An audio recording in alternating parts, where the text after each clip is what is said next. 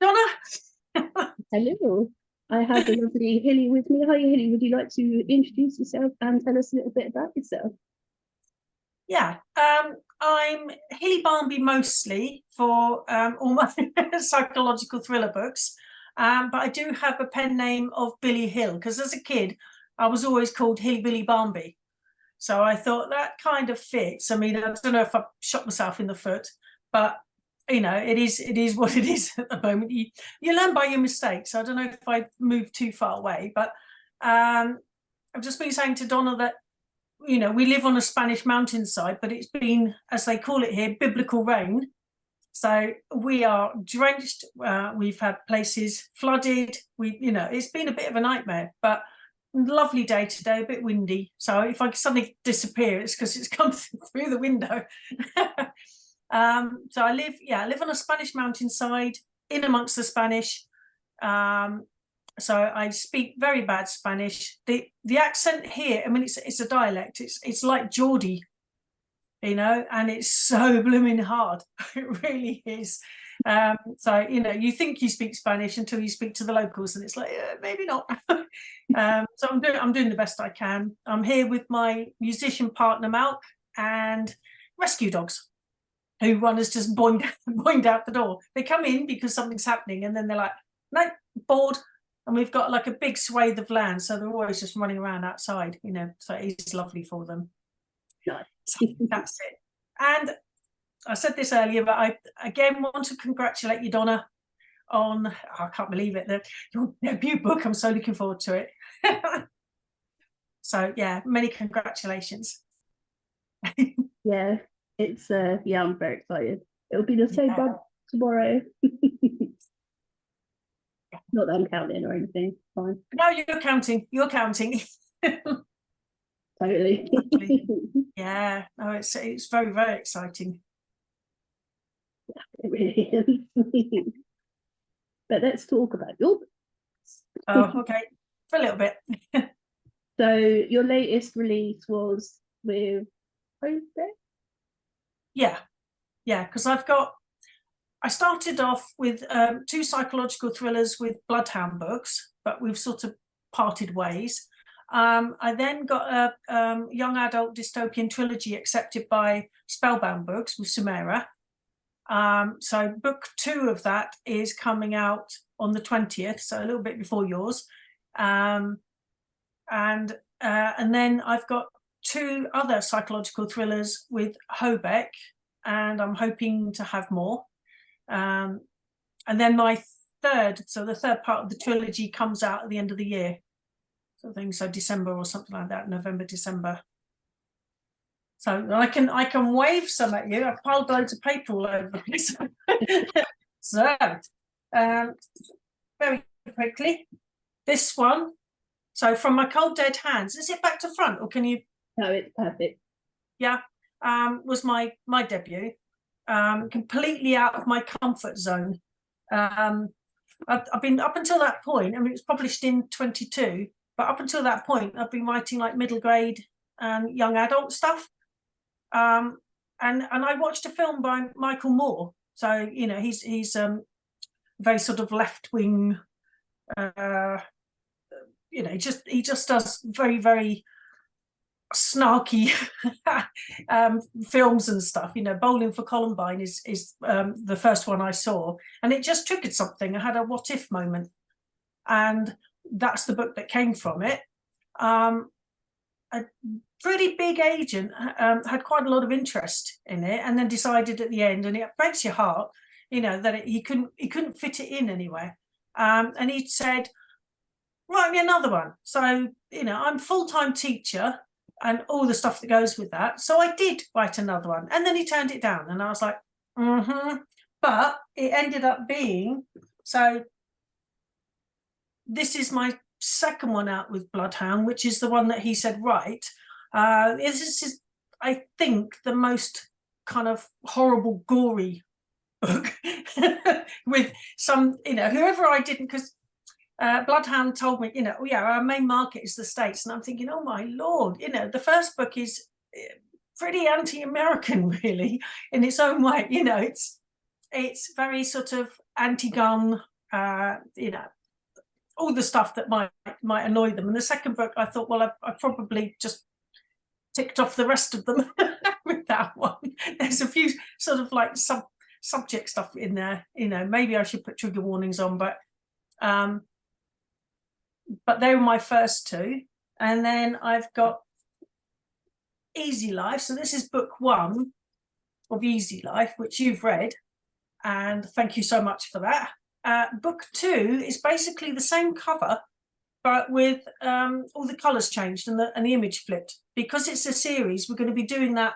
So book three will be another set of like colours and maybe flip this way or whatever. So, you know, just shows that it's a series.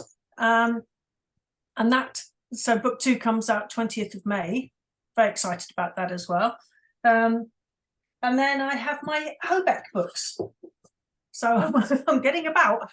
So Best Served Cold. This is one that's very much after my own heart sort of thing, because it's set in Brighton, where I used to live. And also but I managed to get a lot of my life in my books, because, you know, how easy is that to actually put things, you know. So there's like my college life, and in a lot of these books there's some horrible things that happen, and they're real as well. So, you know, they're sort of very tiny bit autobiographical, but that's set exactly where we used to live. And so again, it's you know, well, what if this happened, you know. And this one, which is my very latest, it was out in March, Never Forgive You, is basically a French wedding, which I did go to, but obviously the rather nasty bits didn't happen, or at least I hope they didn't. So French weddings are you know, very different to the English ones, which, so it was really good, you know, getting all the research done for that. And it was somewhere where I used to go for, like, not summer holidays. We used to do exchanges where, you know, a kid was just dumped for 3 weeks with a family, and then that kid was then dumped with your family. You know, very strange, and, you know, but an amazing experience. So that's where I am at the moment. Yeah, and brilliant books they are too, as the ones. I think there's only your two Bloodhound ones I haven't read, but I've read all the rest of them, I think. Yeah, thank you so much. You know how much we appreciate it. And I got your email for your other one as well, so I've got to read, what's her name, Julie's, not Bloodhound, Hobeck as well. So I promised Julie I'd read hers, and then I've been looking forward to it for ages. So you said you were writing middle grade fiction. So what made you decide one day, okay, that's it, I'm going to write an adult novel as such? Well, it was the triggered, you know, from the Bowling from Columbine. It was a what if, and it just came out. And the fact that it's set in Atlanta, Georgia, and this agent even said, "Are you American?" And I'm like, "Good Lord, no, from Kent, Kent, darling." But it's like, so he said, "Well, I wouldn't have known," and I was like, "Good," because that's all part of it, you know. And I just sort of then started to head off, and the fact that he asked me for a second one, so even though, you know, this first one was way out of my comfort zone, I thought I can do this. So the second one, you know, both of these were picked up by Bloodhound, so, you know, very pleased about that. And then I thought, oh, I like this, but I'm still doing so.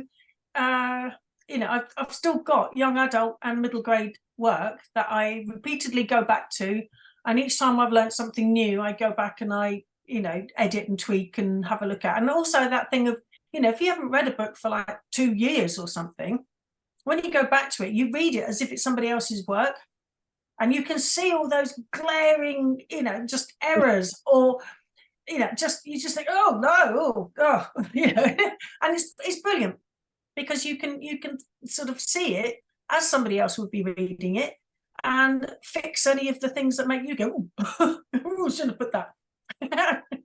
And that's something that I regularly do anyway when I work, is, you know, I do my draft, and even when I'm doing the draft, because people say just get your draft down. I don't do that. I do chapter 1, and as I do chapter 2, I go back over chapter 1 and refine, and then chapter 3 go back over 1 and 2, and keep doing it. Then I stick it all aside for like 6 months if I can, 3 months, 2 months if it's like ooh, and then I download it onto my Kindle and read it like that. And because you're not reading it on the screen, and reading exactly what you see what you think is there, because it's always been in this format here. Have you done that where you download it onto something complete? It helps, and it in the format is that you're reading a book as opposed to your A4 sort of sheets of paper on the screen. It does work. And good Lord, I mean, talk about it has taken me X amount of years to know this. Maybe it's because I've only just changed to Kindle. I had one of the very, very first ones, with all the buttons and a light you stuck on top that did this with an LED, literally clipped on the top. It's that old. Before you were born, my girl, before you were born. And now I didn't realise you can highlight a word or a sentence or whatever you want, and you can type in what you want, and it will stay highlighted. So I used to just, think, oh, that's wrong, and then leap up and change it on the computer, and then sit down again, and then leap up. Now I can just go, change, highlight, change, then take the whole thing to the computer and work my way through. Lord, why didn't somebody tell me that before? So, yeah. So, I'm creeping out of my dinosaur sort of stage. I'm getting better, technologically. So that's good. And I'm rambling now. So what was the question?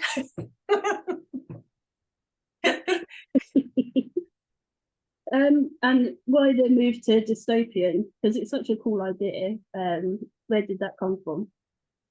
Oh, I mean, with my sort of psychological stuff and the dystopian, I look like a fluffy, dandelion, whatever.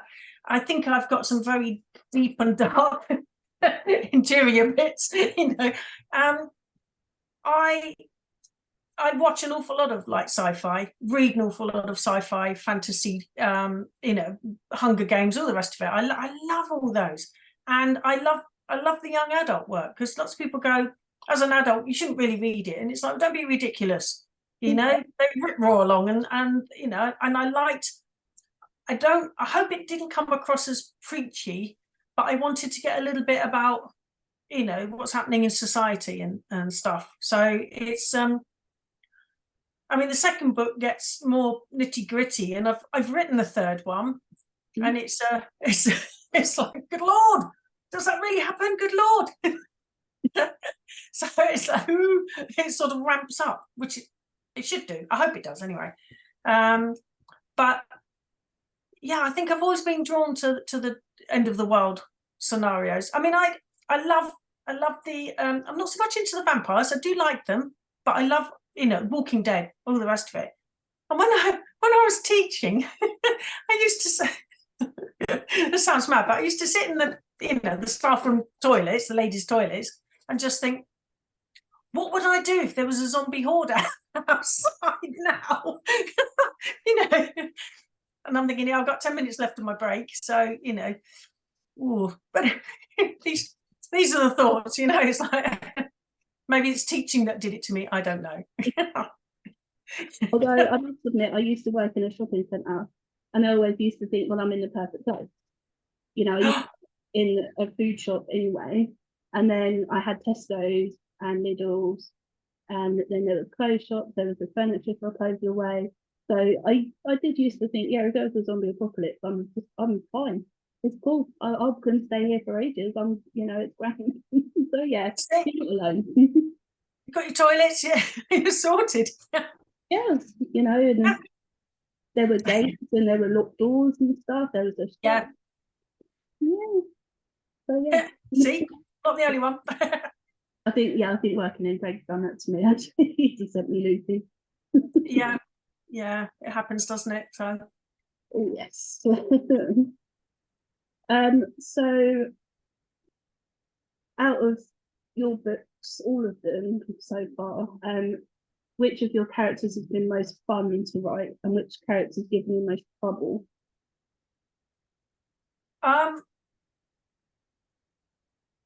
God, they're all, you know, living people to me, and you must feel the same. You know, they're all completely different. I think the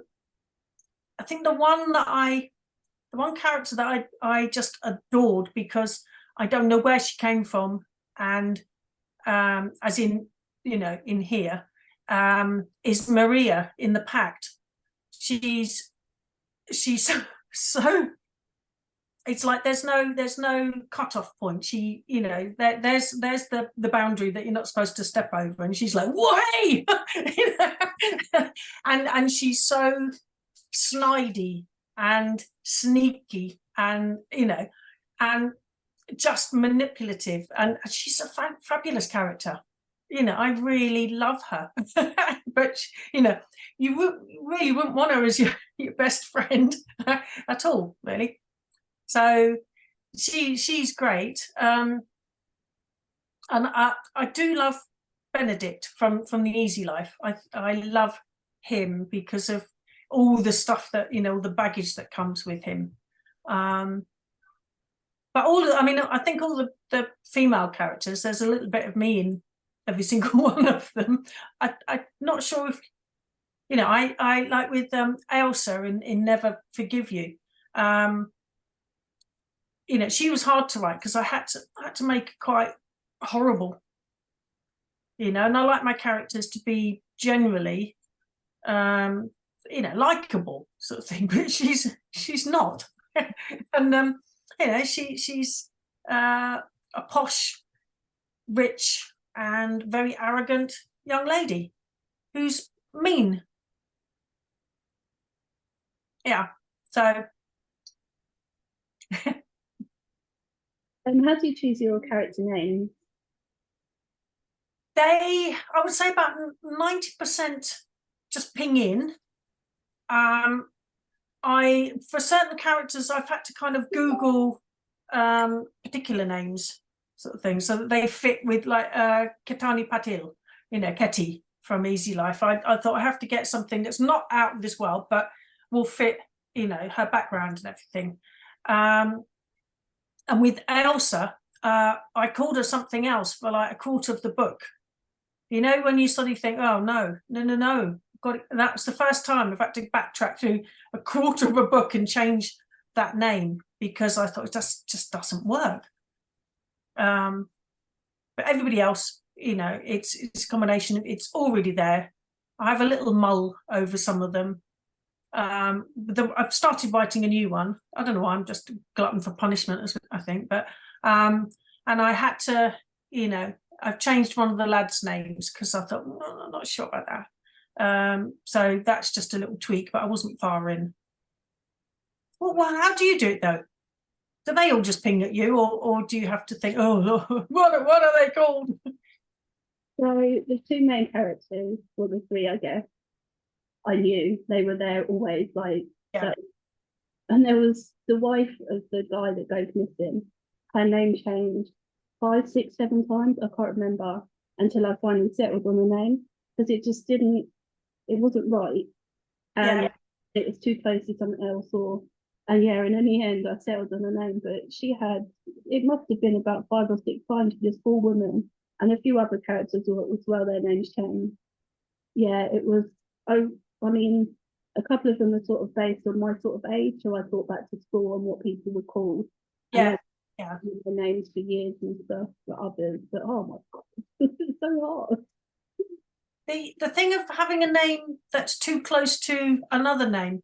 One of my very first books, somebody, because I used to go to Cornerstones, you know, literary consultancy, and have my work ripped apart. You know, you pay them a vast amount of money for them to rip you apart, and good thing too, you know, and they do point out the good bits, and they point out what isn't working, and they give suggestions and all the rest of it. I've learned most of my craft from getting these reports back, and, you know, getting that light bulb above your head going, oh right, okay, you know, I didn't know that, but you know, and of course then you incorporate it into all your subsequent work. What was I saying? What was the question? Name. Oh, oh yeah. And they said, you know, you've got something like a Mick and a Mark, or you know, something like that. But whatever they were too close. And I nearly did it again in the one I'm writing. I had a Jan and a Jen, and I thought, what am I doing? You know, no. So it's because you sort of think, oh, I love that name, and then you think, oh no, that's way too close. So do you have any names in your head that you sort of, in each book you name a character because it's the first name that comes to your mind, or like your favourite? Yeah, like Benedict, well, Benny and Benedict, but I loved the name Benedict, and it had to be for him. It wasn't going to be the other way around. That one, you know, the other one was Benny. He you know, I needed Benedict to be Benedict. So cool. Yeah. Do you hide any secret jokes or messages or Easter eggs in your books? Well, flipping it, this Easter egg malarkey. It's like I'm like, what does this even mean? You know, because my partner you know, plays all the games, and he's like, oh yeah, there's an Easter egg, and I'm like, really, what? You know, and I'm thinking, chocolate, but it's like, no, of course not. No, because God, again, showing my age, I'm like, I haven't got a clue what that is. Yeah, I didn't learn. It was on a quiz show, and I think maybe Who Wants to Be a Millionaire, and I didn't know the answer. I'm like, I've never heard the phrase before in my life. Now I know, I hear it all the time. Yeah. Because Brian Price done it in one of his books, Secret Loads, right, which was cool. I think I might have a couple in mind, but not really deliberately. Yeah, people can tell me if they think they are, but I don't know as though I'm that clever. But yeah, it's a bit beyond me, really. Yeah, but I mean, I love Brian's. I love trying to find them as well. Although trying to read and then trying to remember or write it down was very disruptive. Yeah, no, I don't like that, because you miss what it is you're supposed to be reading because you're too busy looking for something else. So yeah, my concentration on at the same I don't know time. how he could concentrate and write it, and then unless he went in and added them all later, I don't know. But, well, maybe because obviously we do, you know, it doesn't all come out exactly as it is all at once. You know, you go back and you tweak and you twiddle and you know, you think that that bit doesn't work because you've left a great big plot hole somewhere else, you know, and it's like, so as a car, I mean, it's the writing of it is easy, the first draft, you know, you just go, oh yeah, it's finished, and then you think, oh Lord, now I've got so much editing to do. I love it. I do. There's lots of people hate it. I love editing. I love pulling it, you know, from this kind of diaphanous mass and pulling it all in and thinking, yeah, I think there's something coming out now. Yeah, I don't mind the first edit, and then after that, I hate every minute of it.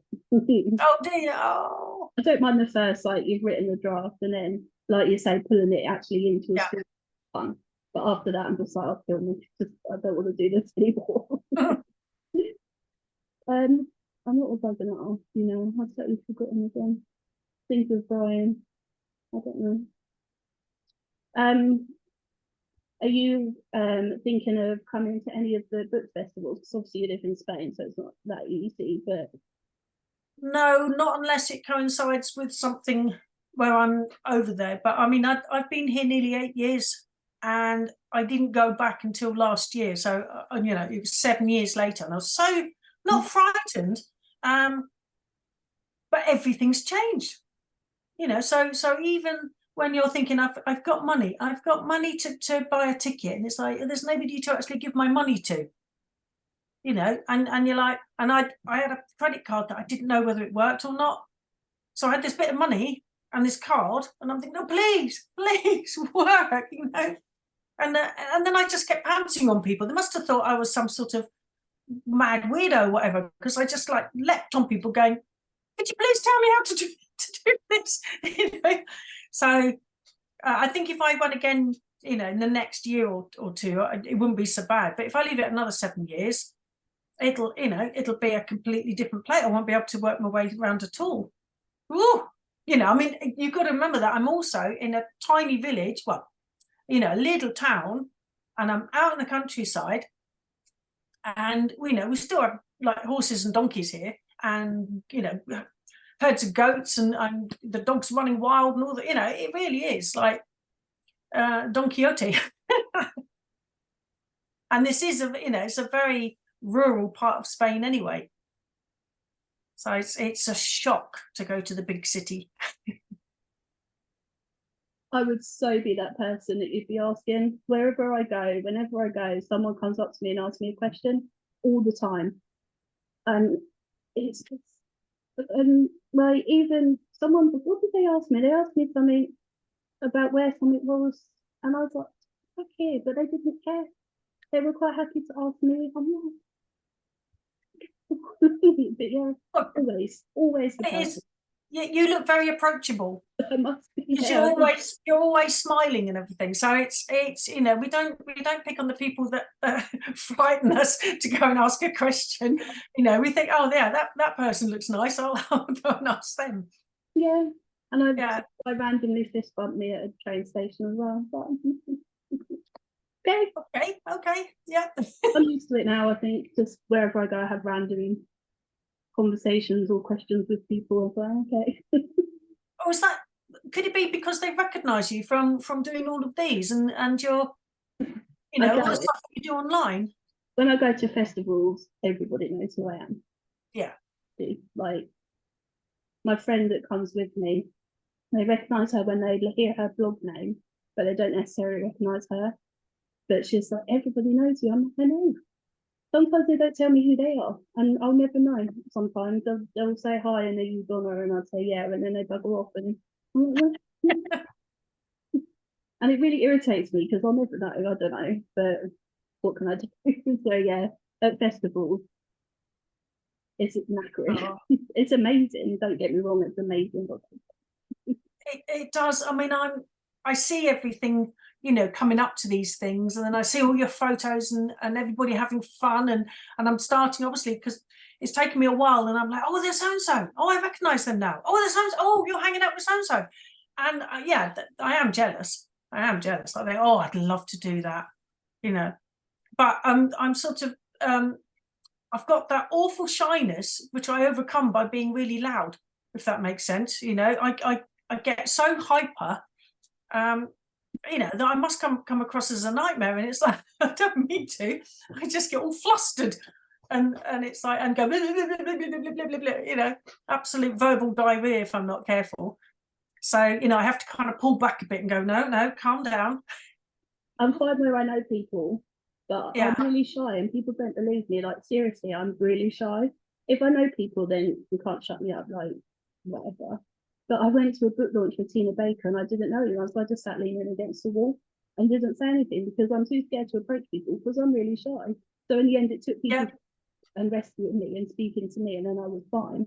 But yeah, and people don't believe I genuinely have very shy. Book festivals, I know everybody, so it's fine. I'm quite happy and quite comfortable. And people and talk to them. But yeah, if I'm somewhere I don't know or with people I don't know, I'll just be quiet. Well, I mean, the last what was it, UK Crime or whatever that I was on, I must admit I did have a couple of pints of lager before, and I was so nervous, and then I was just like, blah blah blah blah blah blah blah. I thought, I'm not doing that again, so I haven't done that. This is just tea. And that's another thing, we ran out of tea bags in this area, and it's like, so a friend said, look, you know, just get like proper tea leaves. It's wonderful. We've got a teapot, got a strainer. It's quite a like a ritual now. It's lovely, and no tea bags just piling up about the place. So yeah, it's nice. It slows you down a little bit. Yeah, that's criminal though. Have you not got anyone in the UK that can post you some out? Well, they have arrived again, but now I'm kind of addicted to the tea leaves. It is the ritual. It's the little bit of milk in the tea and stirring the pot and all the rest of it. Anyway, we're not talking about books. We're not talking about books. No. I'm glad that one of us is on the board. Ask you about research. Do you have to do much? And if you do, how do you go about it? Yeah, there are certain books that I have had to look stuff up, and I do Google it, and I Google as much as I can, as carefully as I can. But yeah, I do use Google an awful lot, and even just for certain, just things that I think I know, but I just need to check just in case, some part of the brain has just suddenly had a brain fart, and you just think, have I got that completely wrong? So yeah, and also I love looking things up. Yeah, So, I mean, I love a book that I learn something from as well. Yeah, Reading, I love that. yeah. But I mean, we've all got that joke going around, haven't we, about our browsing history, where it's like, would the FBI be interested in us? Well, possibly. Yeah. I think it's the joke is as well. You've got all this stuff, and then you've got like, how do you spell this, or does this word really mean this, or something, to know Yeah. that it's just an author. It's fine, don't worry. That's it. Yeah. So very funny and very true. It is.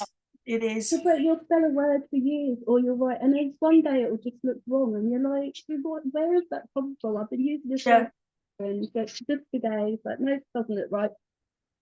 Yeah. Yeah. It's like if you say the same word over and over and over and over and over again, it's gobbledygook at the end. Oh, is this one of yours? So my one is Billy, my little baby girl, the pain in the bum. Yeah, I swear my YouTube, it takes a screenshot of all the interviews I do, and probably 50% of them are her face, because she comes low, which is fine, I don't mind. Yeah, she's lovely. Yeah, she's a rescue as well, so yeah, it's good, our little princess, and she knows it. Yeah. When you're editing your books, do you have a word or a phrase that you overuse? Oh, yes. I think but springs to mind. Then, oh dear, and I go through and I think, okay, I'll change it to such and such, and then I have to go back through and go, yeah, I've changed it to such and such far too many times now, and I have to change that, and then what you sometimes find this, that you send it to the editor and they come back and change it all back to but, and you're like, oh, they're like, well, this sounds a little bit false because we would be using the word but in that sentence. And it's like, yes, well, that's what I thought the first time. But yeah, can't win. No, it's got to sound realistic, and it's like, yeah, okay, don't use that word incessantly all the way through, but if you're making a point about something, I sent a little bit of work to somebody whose name I've used. I asked her, I said, can I use your name in my next book? And she's like, yes, please, send me a bit. So I sent her the first bit. He said, you've used this word twice, and I literally next door to each other. And I was like, it's for emphasis, so it made me think. It's like, do I leave that in or not? But I've read bits where it's the same word and it's kind of pounding at you, that kind of thing, where it's like, and they're getting that across to you. Yeah, and sometimes you have characters that use certain words and stuff as part of their characters, so sometimes you have to, don't you? Yeah.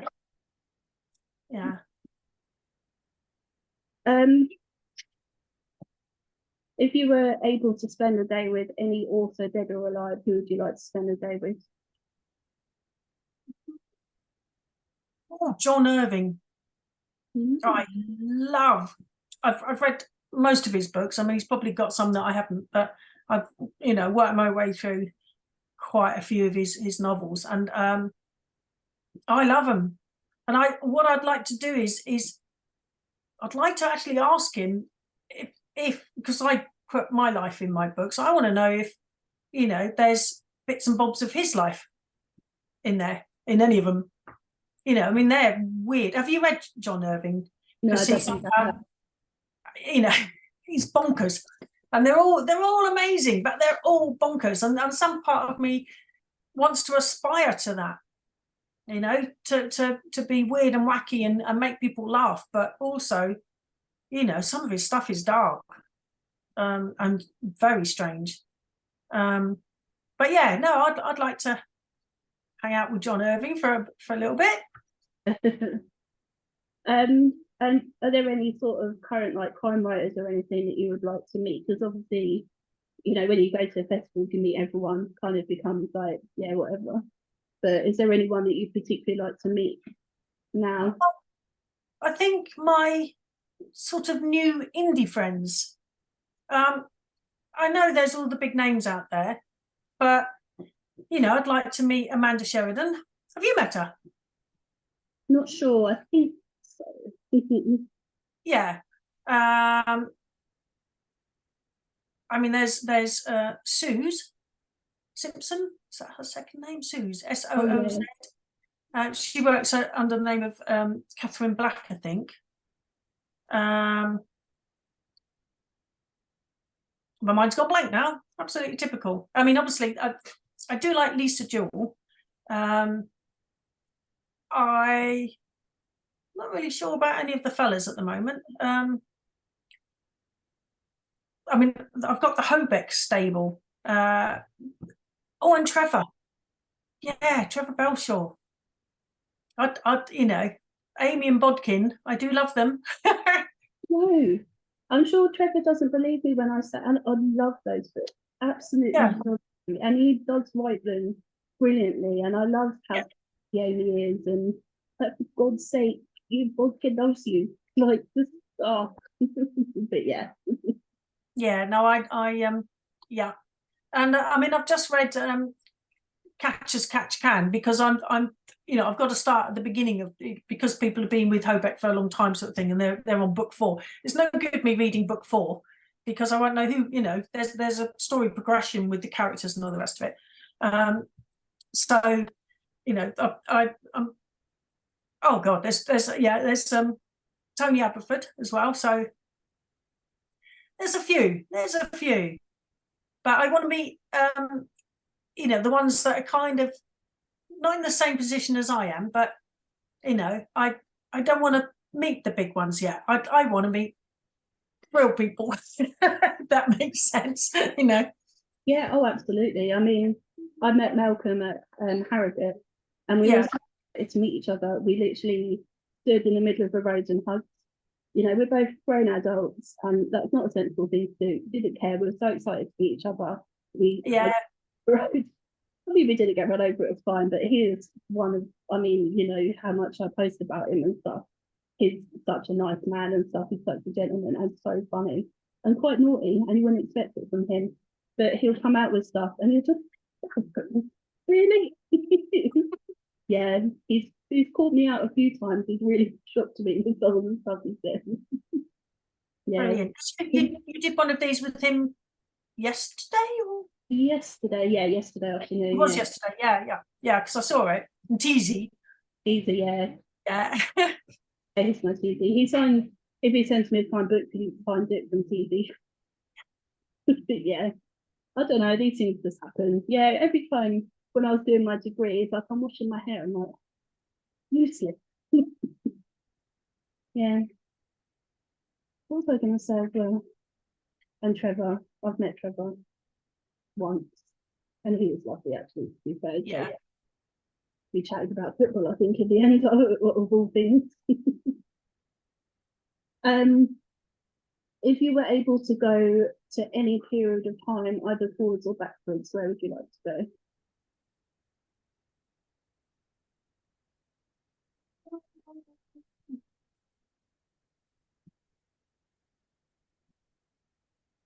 One of the big festivals, but from the 60s. What was the big festival from the 60s? Hang on a minute. It was it? Stop. Was it? That's it. That's the one. Yeah. I mean, I don't like crowds. You know, I get a bit freaked out if there's too many people. But I think that would have been, you know, I've seen all the photos. What year was it? 69 or? I think so, yeah. Something like that. You know, like I would have been young. But yeah, so having seen all the photos and everything, it just looked amazing, you know, and it had Hendrix, didn't it? It had Hendrix, and if it had Janis Joplin, I would have been there like a shot. But because I love her. Yeah. See, this is my answer, not Woodstock, but Live Aid. I was alive, but I was young, so I'd love to be able to go and, you know, as an adult, and be, you know, Queen and Bowie and stuff. Oh my God, you know. Yeah. You know, I've seen it, but it's not the same as being there, is it? No, exactly. It's funny how it's always music. Yeah. It's you know. Yeah. So you've got the second Easy Life on the 20th of May, then what's next for you? The third one is end of the year, hopefully. And I'm not sure if I'm allowed to say this, but I'm going to. Hobeck have accepted a third book. So, you know, subject to all the stuff that it's subject to, but you know, I'm really, really happy about that. I'm beyond happy. And I've also, you know, I've started writing. I've got other books as well that I'm, you know, that don't fit into anywhere as yet. So I'm popping them out, just seeing if anybody's interested in those, you know, because you know, the middle grade ones, some of the young adult, you know, I've got some sci-fi stuff, whatever. And it's just a case of I think from when I started to now, obviously I've got more kind of social media savvy. I'm doing my promotions, and whether it makes a heap of difference, I have no idea. But you know, it's better to be doing something than absolutely nothing, which is what I was doing. You know, and I'm, you know, having fun with all the Canva, you know, doing the little promotional stuff. I think I'm happier doing that, actually. I just love mucking about with these things. And Amanda Sheridan as well. She's really helped me, give me lots of advice there. So thank you, Amanda. Yeah. Well, I can't think of any more questions for you unless you think there's anything really obvious that I haven't asked you or that you want to cover. No, it's been such fun. Thank you. You're most welcome. So just show off your books again and show everyone what you're going to go buy. Right, well, all of them. Okay, I'm going to do Set in Atlanta, Georgia. Oh, yeah. This one's next one. So that's book one. This is the second one. This is London and quite scary. Then we've got Brighton and set at Christmas time, where two kind of like timelines sort of come together to a rather scary ending. This one, so again, I quite often have two sets of timelines sort of thing. So I have the present and some sort of past. This again, this is set in 26. The past bits of 2016. So it's Brexit. It's all the sort of like stuff that was leading up to, you know, the Brexit vote and everything. So that one is Something Nasty at a Wedding. And then book one and book two coming, you know, May the 20th. But this one is about what it means to be human. Can you say anything more about that? You probably, I'm so confused now. But it's, yeah, it is, isn't it? It's, what is it to be human? Brilliant. Well, thank you very much. Well, thank you. And have a lovely rest of your afternoon. Thank you. I'm going to go make a nice tea.